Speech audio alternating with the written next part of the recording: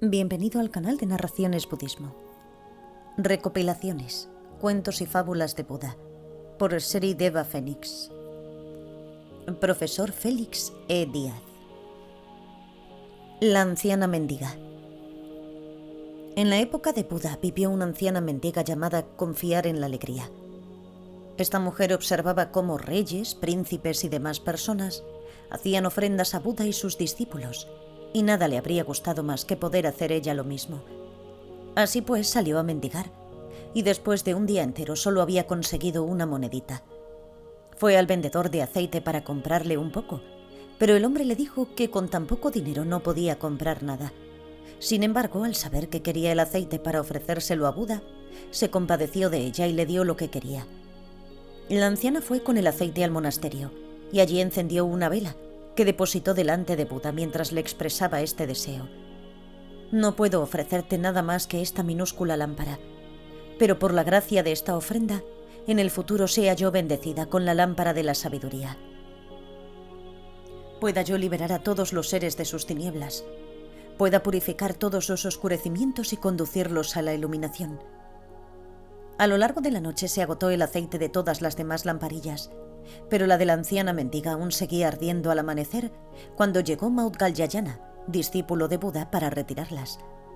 Al ver que aquella todavía estaba encendida, llena de aceite y con una mecha nueva, pensó: no hay motivo para que esta lámpara permanezca encendida durante el día, y trató de apagarla de un soplido, pero la lámpara continuó encendida.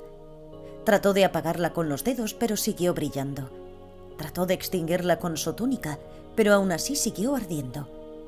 Buda, que había estado contemplando la escena, le dijo: ¿quieres apagar esa lámpara, Maudgalyayana? No podrás. No podrías ni siquiera moverla y mucho menos apagarla. Si derramas todo el agua del océano sobre ella, no se apagaría. El agua de todos los ríos y lagos del mundo no bastaría para extinguirla. ¿Por qué no? Porque esta lámpara fue ofrecida con devoción y con pureza de mente y corazón, y esa motivación la ha hecho enormemente beneficiosa. Cuando terminó de hablar, la mujer se le acercó, y él profetizó que en el futuro llegaría a convertirse en un Buda perfecto llamado Luz de la Lámpara.